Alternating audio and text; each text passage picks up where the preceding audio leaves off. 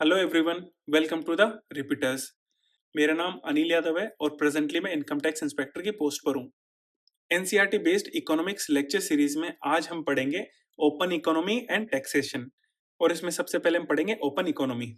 और ये चैप्टर शुरू करें उससे पहले मैं आपको ये दिखा देता हूँ कि जो भी कंटेंट मैंने लिया है वो सारा का सारा एनसीईआरटी से आपको पढ़ा है। ठीक है। इस चैप्टर में हम सबसे पहले बात करेंगे कि जो इकोनॉमी होती है वो मेनली कितने टाइप की होती है। तो देखिए, इकोनॉमी मेनली दो टाइप की होती है। एक तो क्लोज्ड इकोनॉमी, जिसको हिंदी में बंद अर्थव्यवस्था बोलते हैं, और दूसरा आता है ओपन इकोनॉमी, जिसको खुली अर्थव्यवस्था बोलते हैं। अब इन दोनों में डिफरेंस क्या है? तो देखो, क्लोज्ड इकोनॉमी का मतलब हो गया कि उसका किसी अदर कंट्री के साथ कोई भी रिलेशन नहीं है इकोनॉमिक टर्म्स में। मतलब वो दूसरी कंट्री के साथ ना तो कोई भी वस्तु को आयात करती है और ना ही किसी वस्तु का निर्यात करती है। ठीक है, तो ये बिल्कुल क्या होगी, क्लोज्ड इकोनॉमी होगी। ओपन इकोनॉमी का क्या मतलब हुआ कि वो ट्रेड के लिए बिल्कुल ओपन है बाहरी वर्ल्ड से। मतलब ये जो हमारी कंट्री है ना, ये किसी और कंट्री से भी ट्रेड करेगी, मतलब आयात भी करेगी और निर्यात भी करेगी। तो ये दोनों चीज होंगी, उनको क्या बोलेंगे, ओपन इकोनॉमी बोलेंगे। फॉर एग्जाम्पल इंडिया, इंडिया कैसी इकोनॉमी है? इंडिया ओपन इकोनॉमी है। और अगर मैं वर्ल्ड के अंदर क्लोज्ड इकोनॉमी की बात करूं तो पूरी तरीके से क्लोज्ड इकोनॉमी कोई भी ऐसी कंट्री नहीं है। लेकिन अगर कुछ हद तक बात करें तो नॉर्थ कोरिया एक इसका एक बेटर एग्जाम्पल है।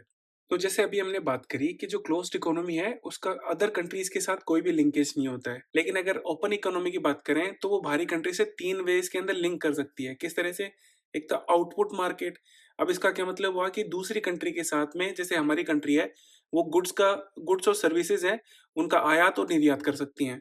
फिर अगर फाइनेंशियल मार्केट की बात करें, वित्तीय बाजार की बात करें, तो जैसे इसका एक एग्जांपल हो गया कि हमारे कंपनीज है ना, इंडियन कंपनीज अगर किसी यूएस की कंपनीज के स्टॉक खरीदे, ठीक है, या फिर इंडियन गवर्नमेंट अगर यहाँ के स्टॉक खरीदे या एसेट्स खरीदे, तो किस में आएंगे? फाइनेंशियल मार्केट में आएंगे। वो भी एक तरीके का लिंकेज हो गया दूसरी कंट्रीज के साथ में। फिर तीसरा था लेबर मार्केट। अब जैसे बाहर की कंट्री अगर इंडिया में आके ऑपरेट कर रही है, तो जो लेबर्स प्रोवाइड करेगी वो इंडिया तो प्रोवाइड करेगी, ऐसा तो है नहीं कि वो वहां से लेबर लेकर आएंगे। तो इस तरह से लिंकेज हो गया। तो किसी भी ओपन इकोनॉमी के लिए तीन वे से लिंकिंग होती है। ठीक है, और ये तीन वे मैंने आपको यहाँ पे एक्सप्लेन कर दी है। अब देखो, किसी भी ओपन इकोनॉमी के लिए जो डिमांड होती है फॉरेन ट्रेड की, वो टू वेज में इन्फ्लुएंस होती है। एक तो लीकेज और दूसरा इंजेक्शन। लीकेज को हिंदी में बोलते हैं वर्तुल प्रवाह, और इंजेक्शन को बोलते हैं अंतःक्षेपण। अब ये क्या क्या होता है इनको देख लेते हैं। इसमें सबसे पहले हम देखेंगे लीकेज को, जिसको हिंदी में बोलते हैं वर्तुल प्रवाह। अब देखो, इसको एक एग्जांपल से समझ लेते हैं। मान लेते हैं कि हमारी कंट्री में कोई हम फॉरेन प्रोडक्ट्स खरीद रहे हैं। अब फॉरेन प्रोडक्ट्स खरीदेंगे तो इनका जो पैसा है ना, वो कहाँ पे जाएगा? उनके रेस्पेक्टिव कंट्रीज में जाएगा। मतलब इंडियन पैसा कहाँ जा रहा है? बाहर जा रहा है। तो क्या हो रहा है? लीकेज हो रहा है। इसी को क्या बोलते हैं? वर्तुल प्रभाव बोलते हैं। सिमिलरली अगर इंजेक्शन या अंतःक्षेपण की बात करें तो इसी को भी इसी एग्जांपल से समझ लेते हैं कि यहाँ पर हम क्या कर रहे थे, हम फॉरेन गुड्स को खरीद रहे थे। लेकिन अब यही अगर इंडियन गुड्स को अगर कोई फॉरेन वाला खरीदता है, तो हमारे क्या होगा? हमारे पास पैसा आएगा ना हमारी कंट्री में। तो क्या होगा? पैसा इंजेक्ट हो रहा है। ठीक है, यहाँ पर क्या हो रहा था? पैसा लीकेज हो रहा था। क्यों? क्योंकि इंडियन पैसा अगर फॉरेन गुड्स को खरीदेगा तो जो पैसा है वो बाहर जाएगा, तो इसको लीकेज बोलेंगे। और इंजेक्शन का क्या मतलब हुआ कि अगर हमारे गुड्स को कोई फॉरेन वाला खरीदता है ना, तो जो फॉरेन का पैसा आएगा वो किधर आएगा? इंडिया के पास आएगा, तो उसको इंजेक्शन बोलेंगे। अब हम आगे बढ़े उससे पहले हम ये जान लेते हैं कि फॉरेन एक्सचेंज मार्केट या विदेशी मुद्रा बाजार होता क्या है। तो देखो, इसको एक एग्जांपल से समझ लेते हैं।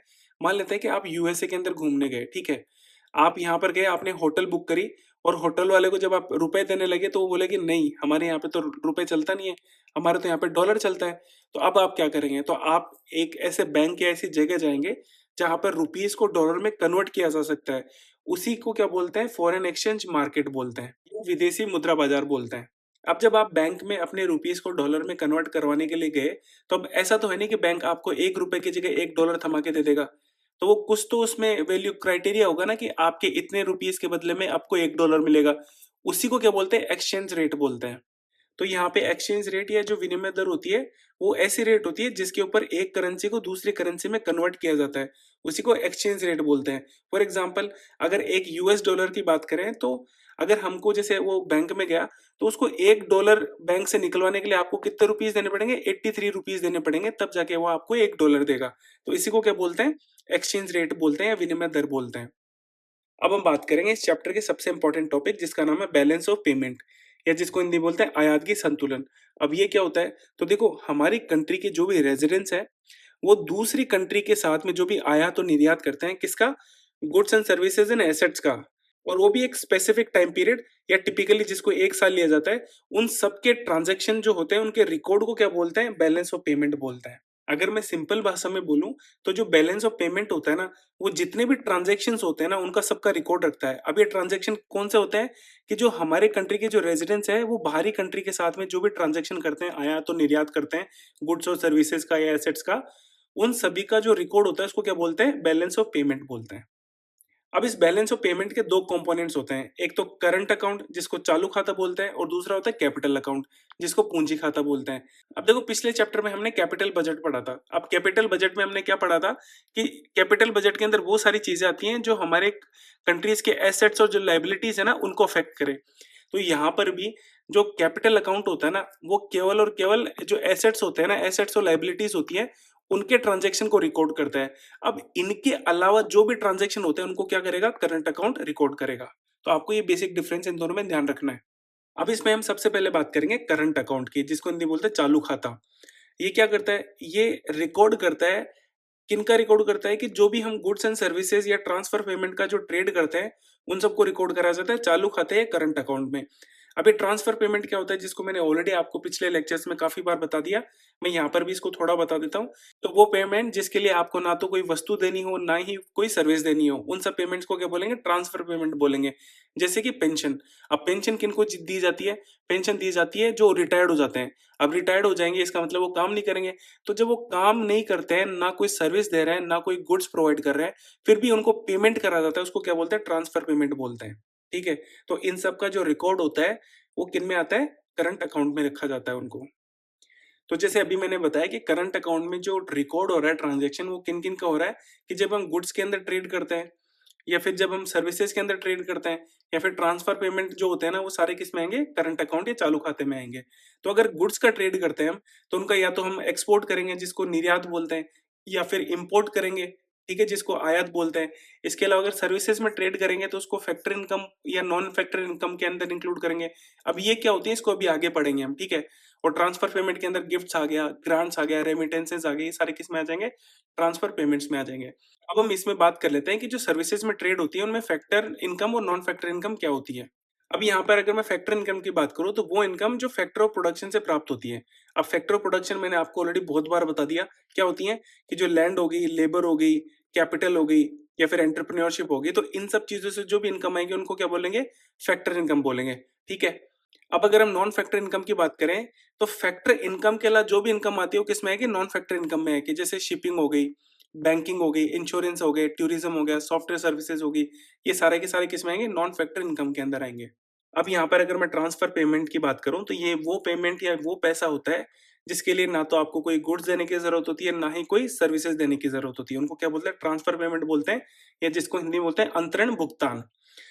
इनमें क्या-क्या आता है? इनमें गिफ्ट्स आते हैं, रेमिटेंसेस आते हैं जिसको हिंदी में प्रेषित धन बोलते हैं, या फिर ग्रांट्स आती हैं जिसको अनुदान बोलते हैं हिंदी के अंदर।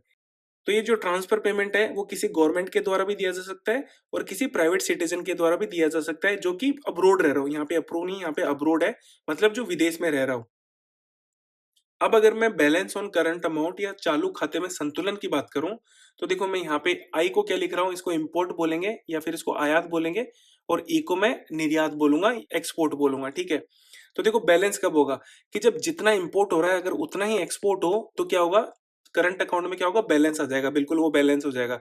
लेकिन यहीं पर अगर एक्सपोर्ट ज्यादा हो जाएगा इंपोर्ट से, मतलब जो निर्यात है वो ज्यादा होगा आयात से, तो क्या होगा? सरप्लस होगा। ठीक है? उस करंट अकाउंट में क्या आएगा? सरप्लस आएगा, मतलब ज्यादा आएगा। क्यों? क्योंकि हम ज्यादा निर्यात कर रहे हैं। अगर निर्यात ज्यादा करेंगे तो हमारे पास पैसा ज्यादा आएगा। ठीक है? तो वो क्या होगा? सरप्लस होगा। अगर डेफिसिट की बात करूं, तो क्या कर रहे हैं हम? इंपोर्ट ज्यादा कर रहे हैं एक्सपोर्ट से, मतलब हम जो बाहर से जो सामान मंगा रहे हैं वो ज्यादा मंगा रहे हैं। अब बाहर से ज्यादा सामान मंगाएंगे तो बाहर पैसा भी तो ज्यादा जाएगा।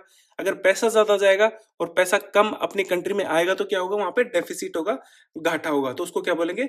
डेफिसिट करंट अकाउंट बोलेंगे उसको। अब जो बैलेंस ऑन करंट अमाउंट है उसके दो कंपोनेंट्स हैं। एक तो बैलेंस ऑफ ट्रेड जिसको व्यापार का संतुलन बोलते हैं, और दूसरा आता है बैलेंस ऑन इनविजिबल्स जिसको अदृश्य मंदों का संतुलन बोलते हैं। अब देखो इन दोनों के बीच में की डिफरेंस है। की डिफरेंस क्या है कि जो बैलेंस ऑफ ट्रेड है उसके अंदर जो ट्रांजेक्शन हो रहा है वो किनका हो रहा है? वो विजिबल आइटम्स के हो रहे हैं, जैसे कि गुड्स, कि कोई भी वस्तु अपन अगर ट्रांजेक्शन कर रहे हैं या फिर उनको आयात कर रहे हैं या फिर निर्यात कर रहे हैं, तो वो सारी क्या होंगी, विजिबल्स हो गई, हमको दिखेंगी, ठीक है। तो वो सारी किस में आएंगी, बैलेंस ऑफ ट्रेड के अंदर आएंगे। लेकिन बैलेंस ऑफ इनविजिबल्स में वो चीजें आएंगी जो हमें दिखाई नहीं देती हैं, जैसे कि सर्विसेज, ठीक है।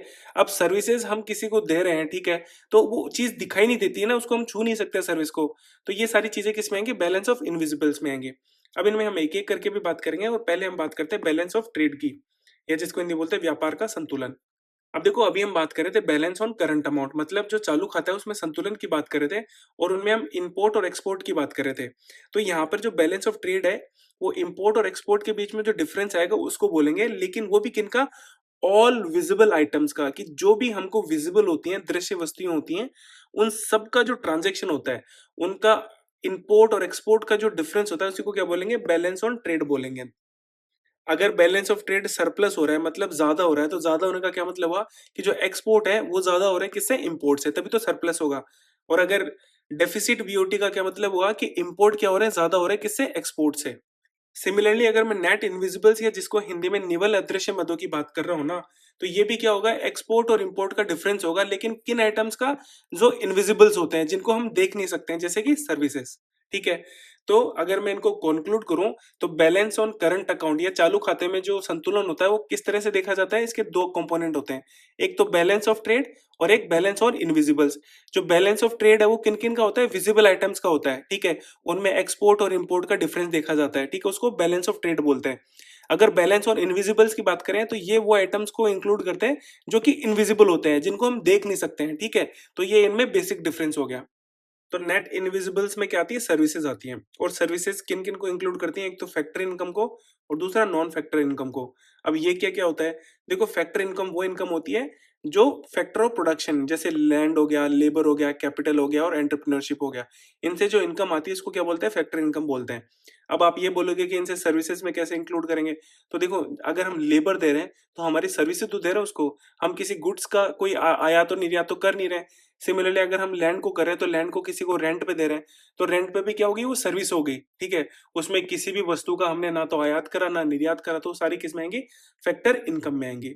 सिमिलरली की जो नॉन फैक्टर इनकम होगी, यहाँ पे फैक्टर है, ठीक है, तो नॉन फैक्टर इनकम में क्या क्या आएगा, जैसे शिपिंग हो गया, बैंकिंग हो गया, टूरिज्म हो गया, सॉफ्टवेयर सर्विसेज होगी, ये सारी किस में आ जाएगी, नॉन फैक्टर इनकम में आ जाएंगी। अब देखो, अब तक हमने बात करी थी करंट अकाउंट की या चालू खाते की, अब हम बात करेंगे कैपिटल अकाउंट की या फिर पूंजी खाते की। तो देखो, पिछले चैप्टर में हमने पढ़ा कि जो कैपिटल बजट होता है, उनमें वो सारी चीजें आती हैं जो हमारे कंट्री के एसेट्स या लाइबिलिटीज होती हैं, उनको अफेक्ट करें। सिमिलरली करंट अकाउंट के अंदर उन ट्रांजैक्शन को रिकॉर्ड करा जाता है जिनमें हमारे एसेट्स या लाइबिलिटीज इंक्लूड होते हैं। अब एसेट से अब क्या मतलब हुआ, कि जैसे स्टॉक्स हो गए, बॉन्ड्स हो गए, और लाइबिलिटीज में जैसे गवर्नमेंट डेट्स हो गए। तो ये सारे ट्रांजैक्शन कहाँ पे लिखे जाएंगे, कैपिटल अकाउंट में, पूंजी खाते में लिखे जाएंगे। अब इसमें दो चीज होती हैं, एक तो डेबिट और एक क्रेडिट, ठीक है। तो डेबिट का मतलब क्या हुआ, कि पैसा हमारे यहाँ से जा रहा है, ठीक है, और पैसे को निकाला जा रहा है, मतलब बाहर बेचा जा रहा है। क्रेडिट का मतलब ये हुआ कि हमारे अकाउंट में पैसा आ रहा है, ठीक है। तो देखो, इसको एक एग्जांपल से समझते हैं। तो अगर किसी भी एसेट्स को परचेज करते हैं, तो वो किस में आएगा, डेबिट आइटम में आएगा। कैसे, देखो, अगर कोई इंडियन है, ठीक है, अगर वो विदेशी कंपनी की कार को खरीद रहा है, तो जो पैसा जाएगा वो कहाँ जाएगा, विदेश में जाएगा। पैसा विदेश में जा रहा है, मतलब पैसा हमारी कंट्री से बाहर जा रहा है। अगर बाहर जाएगा तो किस में जाएगा, डेबिट अकाउंट में जाएगा, ठीक है। सिमिलरली अगर हमारे किसी भी जो एसेट्स हैं उनको सेल करते हैं, तो जैसे मान लें कि हमारी कोई कंपनी है, उसके एसेट्स को हमने सेल करा। अब एसेट्स को सेल करा तो कोई बाहर वाला खरीदेगा। अब बाहर वाला खरीदेगा तो हमारी कंपनी, हमारे पास में क्या आएगा, पैसा आएगा। तो जब पैसा आता है तो उसको किस में लिखेंगे, क्रेडिट आइटम्स में लिखेंगे, ठीक है। सिमिलरली जिस तरह से हमने बैलेंस ऑन करंट अकाउंट या फिर चालू खाते में संतुलन को देखा था, उसी तरीके से हमको बैलेंस ऑन कैपिटल अकाउंट या पूंजी खाते में संतुलन को देखना है। वहां पर भी हमने क्या बात करी थी, कि इंपोर्ट और एक्सपोर्ट की बात करी थी, कि अगर इंपोर्ट ज्यादा हुआ एक्सपोर्ट से तो क्या होगा, वो डेफिसिट होगा। अगर एक्सपोर्ट ज्यादा रहा इंपोर्ट से तो क्या होगा, सरप्लस होगा। और अगर इंपोर्ट और एक्सपोर्ट बराबर हुए तो उसको क्या बोलेंगे, बैलेंस बोलेंगे। तो यहाँ पर भी यही चीजें सारी लिखी हुई हैं। अब अगर मैं करंट अकाउंट या कैपिटल अकाउंट, जिनको चालू खाता या पूंजी खाता बोलते हैं हिंदी के अंदर, उनमें मेन डिफरेंस की बात करूं, तो वो सारी चीजें यहाँ पर लिखी हुई हैं, ठीक है। तो ये ऑलरेडी मैंने आपको समझा दिया है, तो उनको आप पढ़ सकते हैं यहाँ से। अब हम यहाँ पर बात करें मेनली सरप्लस एंड डेफिसिट की, जिसको हिंदी बोलते हैं अधिक या घाटे की। अब ये क्या होता है, तो देखो, अगर मैं करंट अकाउंट की बात करूं, करंट अकाउंट या फिर जिसको चालू खाता बोलते हैं उसकी बात करूं, अगर उसमें डेफिसिट आ जाता है, मतलब उसमें घाटा हो जाता है, तो क्या करेंगे हम, जो कैपिटल अकाउंट है, जो पूंजी खाता है, उसका जो सरप्लस है, उसमें जो एक्स्ट्रा अमाउंट पड़ा है, उसको इसमें काम में लेंगे घाटे के अंदर, उस घाटे को भरपाई के लिए। अब यहाँ पर जो कैपिटल अकाउंट है, उसमें सरप्लस कहाँ से आएगा? तो देखो सरप्लस या तो एसेट्स को बेचेंगे या फिर लायबिलिटीज़ को इंक्रीज़ करेंगे। तो या तो हम हमारे एसेट्स को बेच सकते हैं, उससे पैसा आएगा उसमें इसमें लगा देंगे, ठीक है? या फिर हम क्या करेंगे लायबिलिटीज़ को बढ़ाएँगे, मतलब दूसरी कंट्री से हम उधार लेंगे और उधार करके यहाँ पर इसमें हम इसके घाटे को भर देंगे, ठीक है? तो यहाँ पर चीज़ें क्या-क्या होंगी कि जो कैपिटल अमाउंट का सरप्लस है, उसको क्या करेंगे यूज़ करेंगे करंट अकाउंट के डेफ़िसिट के लिए या फिर उसके घाटे के लिए। अब देखो इसमें एक और चीज़ है, जैसे अभी मैंने बताया कि जो करंट अकाउंट का जो डेफ़िसिट है उसको किससे भरेंगे? कैपिटल अकाउंट के सरप्लस से। इसके अलावा भी हम करंट अकाउंट के डेफ़िसिट को भर सकते हैं, कैसे? कि जो हमारे पास में जो फ़ॉरेन एक्सचेंज या रिज़र्व रखे रहते हैं, उनको हम इसमें यूज़ कर लेते हैं। अगर इन फ़ॉरेन एक्सचेंज जो भी हमारे पास में विदेशी मुद्रा का जो भंडार है, उनको यूज़ करके अगर हम कैपिटल अकाउंट के डेफ़िसिट को भर रहे हैं, तो उसको क्या बोलेंगे? This is called official reserve sale, ठीक है? जिसको हिंदी में बोलते हैं आधिकारिक आरक्षित बिक्री। इसको बोलते हैं कि जब हम हमारे जो फॉरेन एक्सचेंज के जो रिजर्व्स हैं, उनका यूज़ करते हैं करंट अकाउंट मतलब चालू खाते के घाटे को भरने के लिए अगर इनका यूज़ करेंगे, तो उनको क्या बोलेंगे? आधिकारिक आरक्षित बिक्री या फिर ऑफिशियल रिजर्व सेल बोलेंगे। और इस तरह से अगर हमारे फॉरेन एक्सचेंज में जो कमी आती है, ठीक है? The decrease in official reserve उसको क्या बोलेंगे? Overall balance of payment deficit या फिर जिसको कुल भुगतान संतुलन घाटा बोलेंगे। तो जैसे अभी हमने बात करी कि जो करंट अकाउंट डेफिसिट है, उसको फाइनेंस किसके थ्रू करेंगे? कैपिटल अकाउंट के सरप्लस से। मतलब कैपिटल अकाउंट का जो एक्स्ट्रा पैसा है, वो इसके डेफिसिट में लगाएँगे। तो क्या होगा कि जो करंट अकाउंट का जो ओवरऑल बैलेंस है और जो कैपिटल अकाउंट का जो ओवरऑल बैलेंस है, वो कितना होगा? 0 हो जाएगा। क्योंकि यहाँ पे जितना माइनस हो रहा है, उसको किससे फिल कर रहे हैं? यहाँ के प्लस से, ठीक है? तो ये ओवरऑल इनका जो एडिशन आ जाएगा, वो कितना आ जाएगा? 0 आ जाएगा। अब हमको यहाँ पे लास्ट 2 चीज़ें और पढ़नी है। एक तो ऑटोनोमस ट्रांज़ैक्शन जिसको हम हिंदी में बोलते हैं स्वतंत्र लेन-देन और दूसरा आता है अकोमोडेटिव ट्रांज़ैक्शन जिसको समायोजन लेन-देन बोलते हैं। अब देखो इन दोनों में बेसिक डिफरेंस क्या है? तो देखो बेसिक डिफरेंस ये है कि ये जो ट्रांज़ैक्शन किया जाता है वो प्रॉफ़िट के लिए किया जाता है। प्रॉफ़िट हो गया या फिर ट्रेड हो गया, ठीक है? इन सब के लिए जो ट्रांज़ैक्शन किए जाते हैं उनको क्या बोलते हैं? ऑटोनोमस या फिर स्वतंत्र लेन-देन बोलते हैं। लेकिन जो अकोमोडेटिंग ट्रांज़ैक्शन होता है या समायोजन लेन-देन होती है, वो कब करी जाती है कि जब भी जो करंट अकाउंट में जो डेफ़िसिट या आता है, सरप्लस आता है, उसको फाइनेंस करने के लिए, उस घाटे को भरने के लिए जो भी ट्रांज़ैक्शन किया जाता है, उनको क्या बोलते हैं? अकोमोडेटिंग ट्रांज़ैक्शन या समायोजन लेन-देन बोलते हैं। अब देखो ये जो ऑटोनोमस ट्रांजैक्शन या स्वतंत्र लेन-देन होती हैं, इनको अबव द लाइन आइटम्स बोलते हैं। क्यों बोलते हैं? क्योंकि इन ट्रांजैक्शन में कौन-कौन से आते हैं? जो कैपिटल अकाउंट और जो करंट अकाउंट के जो भी ट्रांजैक्शन आते हैं, वो सारे किस में आते हैं? ऑटोनोमस ट्रांजैक्शन के अंदर आते हैं और ये किसके लिए करा जाता है? प्रॉफिट के लिए करा जाता है या फिर ट्रेड के लिए करा जाता है। तो इसी वजह से इनको अबव द लाइन आइटम्स बोलते हैं क्योंकि ये पहले आते हैं।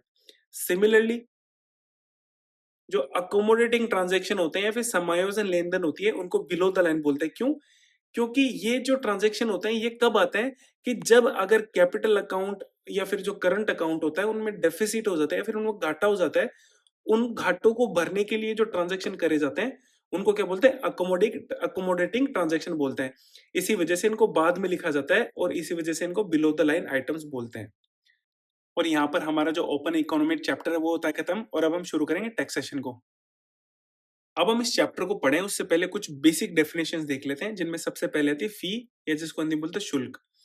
अब ये वो कंपल्सरी पेमेंट होता है जो सर्विस से पहले लिया जाता है। जैसे आप किसी स्कूल में जाते हैं, ठीक है? अब स्कूल में आपको पढ़ना है तो आपको क्या स्कूल में पहले पेमेंट देना पड़ेगा। ऐसा तो है नहीं कि स्कूल में जब आप पास आउट हो जाओ उसके बाद में पेमेंट दो। तो फीस क्या होगी कि सर्विस से पहले ली जाती है। जबकि जो बिल होता है वो सर्विस के बाद में लिया जाता है। जैसे आप किसी रेस्टोरेंट में खाना खाने गए, अब ऐसा तो है नहीं कि आपने खाना खाने से पहले आपको बिल पकड़ा दे कि भई ये लो। आपको खाना खाने के बाद में तो बिल देगा ना, तो जो सर्विस के बाद में जो पेमेंट लिया जाता है उसको बिल बोलते हैं। फिर आता है फाइन। फाइन क्या होता है कि कोई भी लॉ एंड ऑर्डर को मेंटेन करने के लिए जो भी पेमेंट या दिया जाता है उसको क्या बोलते हैं? फाइन या जुर्माना बोलते हैं। जैसे आपने कोई ट्रैफिक रूल फॉलो नहीं करा, तो आपने जो पेमेंट करा, आप पे जो जुर्माना लगा उसको क्या बोलेंगे? फाइन बोलेंगे। अब हम इस चैप्टर के सबसे इम्पोर्टेंट टॉपिक को पढ़ेंगे और वो है टैक्स, जिसको हिंदी में बोलते हैं कर। अब देखो ये टैक्स होता क्या है? तो ये वो कंपल्सरी पेमेंट होता है कि जिसके लिए ना तो आपको कोई सर्विस दी जाती है, ना ही फिर आपको गुड्स दिया जाता है, फिर भी आपको ये पेमेंट करना पड़ता है, ठीक है? तो इसको क्या बोलेंगे? टैक्स बोलेंगे या कर बोलेंगे। और ये भारतीय संविधान के जो आर्टिकल 265 है उसकी हेल्प से इंप्लीमेंट करा जाता है किसको, टैक्स को। अब हमको यहाँ पे दो इंपॉर्टेंट चीजें पढ़नी है, एक तो इंसिडेंस ऑफ टैक्स जिसको हिंदी में कर का भार बोलते हैं, दूसरा इम्पैक्ट ऑफ टैक्स जिसको कर का प्रभाव बोलते हैं। अब ये क्या होता है इसको एक एग्जांपल से समझ लेते हैं। मान लेते हैं कि आप किसी शॉप पे जाते हैं और वहां पे आपने कोई भी आइटम खरीदा। अब इस आइटम पे जो रेट लिखी हुई है उसमें ऑलरेडी टैक्स लगा हुआ होता है, ठीक है। तो ये जो टैक्स है वो किसने पे करा, आपने, मतलब क्यों, क्योंकि आपने इस चीज को खरीदा और आपने इसके पैसे दिए। तो ये जो टैक्स पे करा वो किसने करा, आपने पे करा।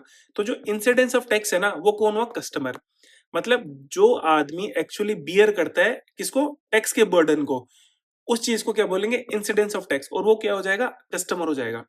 अब देखो बात यहां पर ये आ रही है कि आपने तो कोई टैक्स गवर्नमेंट को पे करा नहीं, आपने क्या करा, इसको पे करा दुकान वाले को, और दुकान वाले ने क्या करा, गवर्नमेंट को पे करा। तो लीगली बाइंड कौन हुआ, लीगली बाइंड हुआ ये दुकानदार। तो यहां पर क्या हो गया, जो इम्पैक्ट ऑफ टैक्स है वो किस पे आ रहा है, दुकानदार पे, और जो इंसिडेंस ऑफ टैक्स है वो किस पे आ रहा है, कस्टमर पे, ठीक है। तो ये इन दोनों में मेन डिफरेंस हो गया। अभी हमको यहाँ पे दो इंपॉर्टेंट चीजें और पढ़नी है। एक तो हो गया सेस जिसको हिंदी में उपकार बोलते हैं, दूसरा आता है सरचार्ज जिसको अधिभार बोलते हैं। अब देखो ऐसे तो ये दोनों सेम चीजें हैं। सेम कैसे है कि जो सेस होता है वो भी टैक्स ऑन टैक्स होता है, और जो सरचार्ज होता है वो भी टैक्स ऑन टैक्स टैक्स होता है। अब इन दोनों में डिफरेंस क्या होता है कि जो सेस होता है वो इम्प्लीमेंट करा जाता है किसी स्पेशल पर्पज से, ठीक है। जैसे कि हेल्थ हो गया, फिर या फिर एजुकेशन हो गया। जैसे गवर्नमेंट को एजुकेशन के लिए कुछ थोड़ा सा अमाउंट और चाहिए होता है लोगों से, तो जो हमारी सैलरी बनती है, जब आप गवर्नमेंट सर्विस में जाएंगे तो आपकी सैलरी बनेगी, तो उस सैलरी में से कुछ अमाउंट काटा जाता है किस पे, हेल्थ के नाम पे या फिर एजुकेशन के नाम पे। तो किस में आता है, सेस में आता है। और ये किस में इंप्लीमेंट होता है कि जो डायरेक्ट टैक्स होता है उनमें भी इंप्लीमेंट होता है, और ये जो इनडायरेक्ट टैक्स होता है उनमें भी इंप्लीमेंट होता है। तो ये इनमें बेसिक डिफरेंस हो गया। लेकिन ये जो सरचार्ज है वो कब इंप्लीमेंट होता है कि जब आपका जो नेट प्रॉफिट है वो अगर 1 करोड़ से ज्यादा हो जाता है ना, तब इस सरचार्ज को लगाया जाता है। मतलब इस जो आपने टैक्स तो ऑलरेडी दे ही दिया, उस टैक्स को देने के बाद में भी अगर आपका नेट प्रॉफिट 1 करोड़ हो जाता है तो फिर से आपको कुछ परसेंट टैक्स देना पड़ेगा इस प्रॉफिट के ऊपर, उसको सरचार्ज बोलेंगे। और ये केवल और केवल डायरेक्ट टैक्स पे लगता है, ठीक है। अभी डायरेक्ट टैक्स और इनडायरेक्ट टैक्स क्या होता है उसको अभी आगे डिटेल में देखेंगे। तो आप यहाँ पे बेसिक डिफरेंस समझ गए सेस को और सरचार्ज को, ठीक है। अब हम टैक्स के क्लासिफिकेशन की बात करेंगे। तो देखो दो तरीके से क्लासिफाई करा जाता है टैक्स को। एक तो जो टैक्स के टाइप होते हैं उनके बेस पे, तो उनके बेस पे तो दो हो गया, एक तो डायरेक्ट टैक्स और दूसरा इनडायरेक्ट टैक्स। दूसरा आता है बेस्ड ऑन टैक्स स्ट्रक्चर। अब टैक्स स्ट्रक्चर पे अगर हम टैक्स को क्लासिफाई करेंगे तो वो 4 पार्ट्स में करेंगे उनको, progressive tax, proportional tax, regressive और डिग्रेसिव टैक्स। अब ये क्या क्या होता है इनको डिटेल में भी आगे देखेंगे। सबसे पहले हम बात करेंगे डायरेक्ट टैक्स की। अब हम इन टैक्सेस को डिटेल में आगे पढ़े उससे पहले ये देख लेते हैं कि जो डायरेक्ट टैक्स और इनडायरेक्ट टैक्स होता है, जिनको हिंदी में प्रत्यक्ष कर और अप्रत्यक्ष कर बोलते हैं, उनके बीच में बेसिक डिफरेंस क्या होता है। तो देखो डायरेक्ट टैक्स वो टैक्स होता है जो हम डायरेक्टली गवर्नमेंट को पे करते हैं, ठीक है। और इनडायरेक्ट टैक्स वो टैक्स होता है जिसको हम डायरेक्टली गवर्नमेंट को पे नहीं कर किसी मिडिल मैन को पे करते हैं, और ये मिडिल मैन किसको पे करता है, गवर्नमेंट को। जैसे कि फॉर एग्जाम्पल आप किसी दुकान पे कोई सामान खरीदने जाते हैं, तो आपने सामान को खरीदा और आपने इस सामान का पर टैक्स पे कर दिया। तो आपने टैक्स किसको पे करा, दुकानदार को। फिर गवर्नमेंट को पे कौन पे करेगा, गवर्नमेंट को। ये जो दुकानदार है वो गवर्नमेंट को पे करेगा। मतलब आपने डायरेक्टली गवर्नमेंट को पे नहीं करके आपने पहले किसी सेल्समैन को पे करा, और ये सेल्समैन ने गवर्नमेंट को पे करा। तो इसको क्या बोलेंगे, इनडायरेक्ट टैक्स बोलेंगे, अप्रत्यक्ष कर बोलेंगे। अब इनको डिटेल में एक एक करके भी देख लेते हैं, और इनमें सबसे पहले देखते हैं डायरेक्ट टैक्स को। तो जैसे अभी मैंने आपको बताया कि जो डायरेक्ट टैक्स या जिनको हिंदी में प्रत्यक्ष कर बोलते हैं, वो किसी इंडिविजुअल के द्वारा डायरेक्टली गवर्नमेंट को पे करा जाता है, ठीक है। उनको डायरेक्ट टैक्स या प्रत्यक्ष कर बोलते हैं। और ये नॉन ट्रांसफरेबल होता है। नॉन ट्रांसफरेबल का मतलब क्या हुआ कि आप ये नहीं बोल सकते कि भाई आप मेरे पे टैक्स मत लगा, आप इस पे लगा लो। ये किसी और को आप ट्रांसफर नहीं कर सकते, स्थानांतरित नहीं कर सकते हैं। अब अगर मैं डायरेक्ट टैक्स के एग्जांपल्स की बात करूं तो यहाँ पे दो टाइप के होते हैं, एक तो सेंट्रल टैक्स और एक स्टेट टैक्स। अब इन दोनों में डिफरेंस क्या होता है, तो देखो जो सेंट्रल गवर्नमेंट है वो जो हम पर डायरेक्टली लगाती है उनको सेंट्रल टैक्स बोलेंगे, और जो स्टेट गवर्नमेंट जो हम पर डायरेक्टली लगाती है उनको स्टेट टैक्स बोलेंगे। अब इनके एग्जाम्पल क्या हो गया, सेंट्रल टैक्स में क्या क्या आ गया, इनकम टैक्स आ गया, कॉर्पोरेट टैक्स आ गया, गिफ्ट टैक्स आ गया, वेल्थ टैक्स आ गया। जो गिफ्ट टैक्स है ना, इसको अब इनकम टैक्स में इंक्लूड कर लिया है, और ये जो वेल्थ टैक्स है वो हमारे इंडिया में लागू नहीं होता है, ठीक है।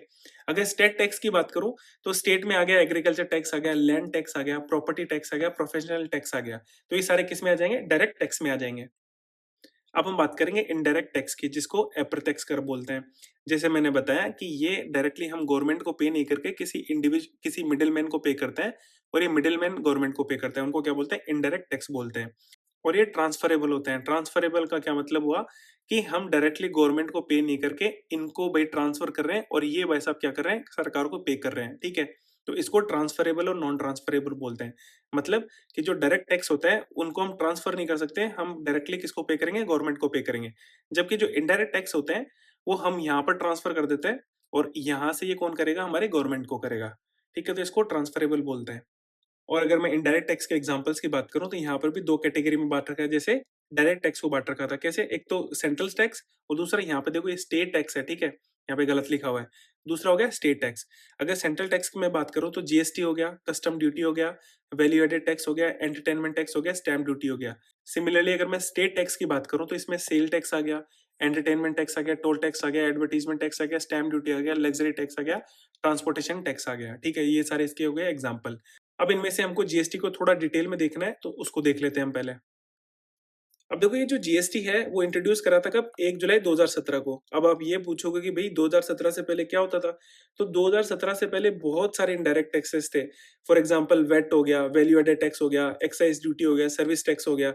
तो इन सारे इनडायरेक्ट टैक्सेस को मिलाकर एक यूनिफाइड बना दिया, एक ही टैक्स बना दिया जिसको नाम दिया गुड्स एंड सर्विस टैक्स या फिर जीएसटी। तो जीएसटी क्या है, जीएसटी एक यूनिफाइड फॉर्म है किसकी, ऑल इनडायरेक्ट टैक्सेस की। मतलब जितने भी अप्रत्यक्ष कर है उन सबको मिलाकर एक टैक्स बना दिया जिसको नाम दिया जीएसटी, या फिर जिसको हिंदी में बोलते हैं वस्तु एवं सेवा कर। अब ये लगाई किस पे जाता है, तो जो भी गुड्स एंड सर्विसेज हैं उनकी सप्लाई के ऊपर इनको लगाया जाता है, ठीक है। अगर इनके बेसिक इन्फॉर्मेशन की बात करूं तो ये इंट्रोड्यूस करा था कब, 1 जुलाई 2017 को। किसके थ्रू करा था, 101 कॉन्स्टिट्यूशनल अमेंडमेंट एक्ट के थ्रू जीएसटी को इंट्रोड्यूस करा गया था हमारे कॉन्स्टिट्यूशन के अंदर। इसका जो पहला स्टेट था जो जिसने इसको इम्प्लीमेंट करा था वो था आसाम। और इसका जो चेयरमैन होता है ना, जो जीएसटी की काउंसिल होती है, उसके जो चेयरमैन होते हैं वो कौन होते हैं, फाइनेंस मिनिस्टर होते हैं। फिर अगर हम जीएसटी के टाइप्स की बात करें तो जीएसटी 3 टाइप का होता है, जिनमें पहला आता है सीजीएसटी जिसको सेंट्रल जीएसटी बोलते हैं, फिर आता है एसजीएसटी जिसको स्टेट जीएसटी बोलते हैं, फिर आता है आईजीएसटी जिसको इंटीग्रेटेड जीएसटी या फिर एकीकृत जीएसटी बोलते हैं। तो ये जो सीजीएसटी होता है वो कलेक्ट किसके द्वारा करा जाता है, सेंट्रल गवर्नमेंट के द्वारा कलेक्ट किया जाता है। कब किया जाता है, कि जब कोई भी चीज अगर इंटर स्टेट हो, यहाँ पे इंट्रा नहीं है, यहाँ पे इंटर आएगा, ठीक है। तो इंटर स्टेट कोई भी सेल्स होती है तो उसके अंदर कौन आएगा, हमारा सेंट्रल जीएसटी हमें इंक्लूड होगा। फिर अगर स्टेट जीएसटी की बात करूं तो जो इंट्रा स्टेट होता है, मतलब स्टेट के अंदर ही अगर कोई सेल हो रही है तो उस पे जो जीएसटी लगेगा वो क्या करेगा, स्टेट जीएसटी आएगा। फिर आता है इंटीग्रेटेड जीएसटी या एकीकृत जीएसटी। अब देखो, एक कलेक्ट तो सेंट्रल गवर्नमेंट के द्वारा किया जाता है लेकिन इसको शेयर किसमें, स्टेट और सेंटर दोनों में शेयर किया जाता है इसको। तो ये इनमें बेसिक डिफरेंस हो गया। फिर मैं अगर और बात करूं तो फिर आता है एंटरटेनमेंट टैक्स। तो जो भी एंटरटेनमेंट सर्विसेज होती हैं जैसे मूवी टिकट्स हो गई, अम्यूजमेंट पार्क्स हो गए, उन पे जो भी टैक्स लगता है उनको एंटरटेनमेंट टैक्स या मनोरंजन कर बोलते हैं। फिर आता है स्टैम्प ड्यूटी। तो कोई भी आप लीगल डॉक्यूमेंट या फिर जैसे प्रॉपर्टी आप खरीद रहे हैं, ठीक है, तो उस प्रॉपर्टी के जो लीगल डॉक्यूमेंट्स होते हैं उनके ऊपर जो टैक्स लगता है उनको स्टैम्प ड्यूटी बोलते हैं। अब हम बात करेंगे कि जो टैक्स स्ट्रक्चर के ऊपर जो टैक्सेशन को डिवाइड करा है वो 4 टाइप में डिवाइड करा है, जिनमें पहला आता है प्रोग्रेसिव टेस्ट, फिर आता है प्रोपोर्शनल, फिर आता है रिग्रेसिव और फिर आता है डिप्रेसिव। इनको हिंदी बोलते हैं प्रगतिशील कर, समानुपाती कर, प्रगतिगामी कर और अपसाती कर।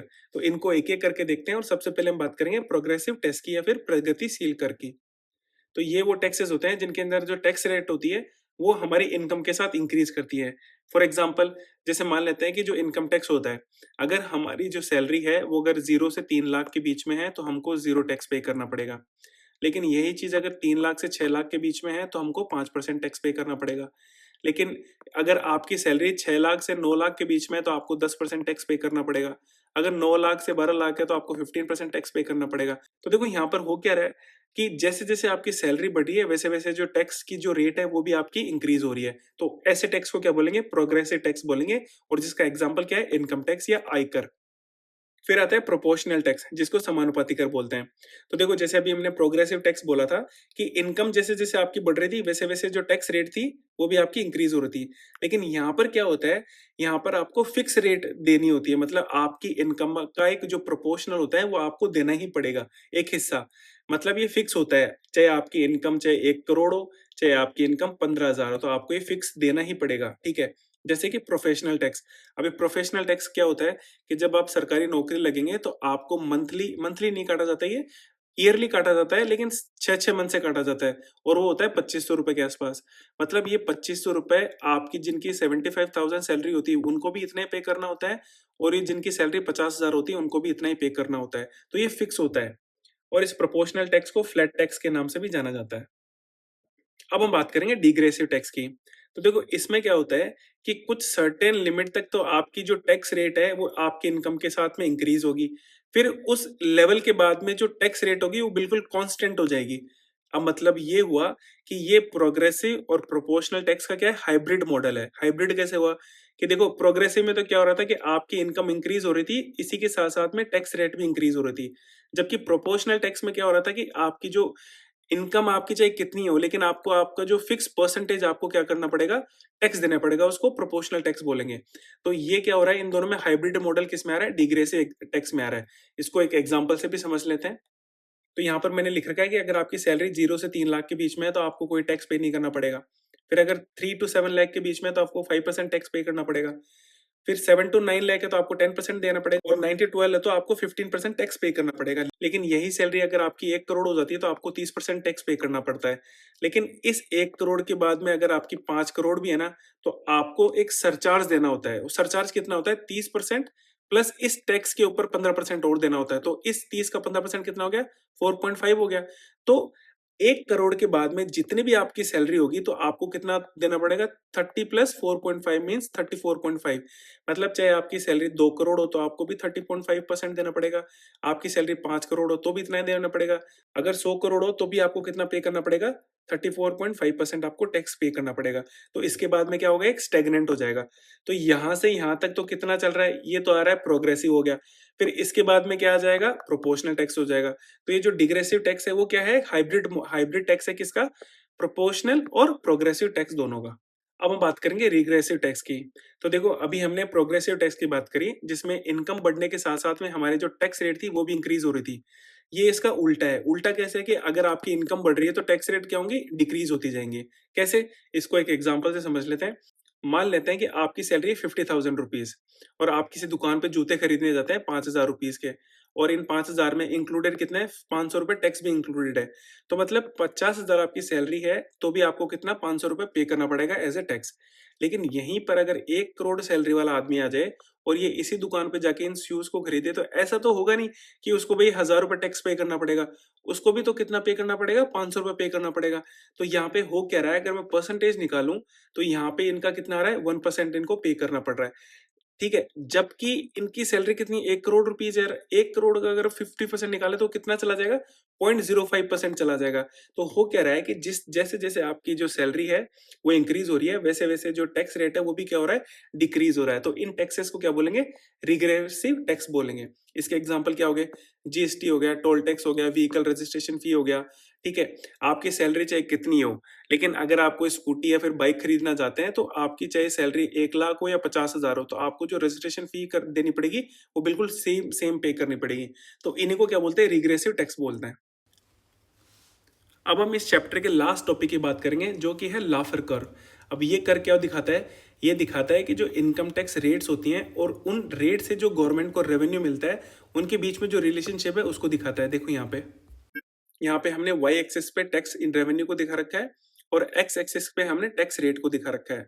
तो देखो जैसे जैसे हम टैक्स रेट को इंक्रीज करेंगे और इस रेट में इंक्रीज की वजह से जो गवर्नमेंट के पास रेवेन्यू आएगा उसको इस कर्व से दिखाएंगे, जिसको लाफर कर्व बोलते हैं। अब ये लाफर कर्व क्या बोलता है कि अगर आप टैक्स रेट को थोड़ा सा बढ़ाते हैं तो गवर्नमेंट को रेवेन्यू थोड़ा ज्यादा प्राप्त होगा, और एक पोजीशन पे आके गवर्नमेंट का जो ग्रोथ होगी ना वो मैक्सिमम पॉइंट पे होगी। ठीक है, फिर अगर थोड़ा बढ़ाते हैं तो गवर्नमेंट को क्या होगा, यहाँ पे मैक्सिमम रेवेन्यू प्राप्त होगा। लेकिन इसके बाद से अगर आप कोई टैक्स रेट बढ़ाते हैं तो क्या होगा, अब देखो अगर मैं बता रहा हूँ कि अगर आपकी इनकी इनकम 100 रुपए है, ठीक है, अगर आपको 70% टैक्स देना होगा तो आप क्या करोगे, भाई आप इनकम को छुपाना शुरू कर देंगे। मतलब आप गवर्नमेंट को पैसा दो, बताओगे नहीं कि मेरे पास इतना पैसा भी है। तो क्या होगा कि जो रेवेन्यू प्राप्त होगा ना गवर्नमेंट को, वो क्या होगा, कम प्राप्त होना शुरू हो जाएगा। ठीक है, तो मतलब जो टैक्स रेट होती है उनको भी एक लिमिटेड होना चाहिए, क्योंकि अगर हम ज्यादा रखेंगे तो लोग क्या करेंगे, पैसे को छुपाना शुरू कर देंगे। और अगर आपने टोटल 100% ही टैक्स पे कर दिया तो लोग आपको टैक्स देंगे ही नहीं। तो यहाँ पर कितना आ जाएगा, ये 0 पर पहुंच जाएगा। तो इसी चीज को शो कौन करता है, लाफर कर्व शो करता है। ठीक है, और ये जो लाफर कर्व है वो इनकम टैक्स को बेटर इंप्लीमेंट करने में हेल्प करता है। अगर मैं इंडिया की बात करूं तो इंडिया में अप्रोक्सीमेटली 7% ऑफ पीपल क्या करते हैं, टैक्स पे करते हैं। ठीक है, और यहाँ पर आपका चैप्टर होता है खत्म। Thank you.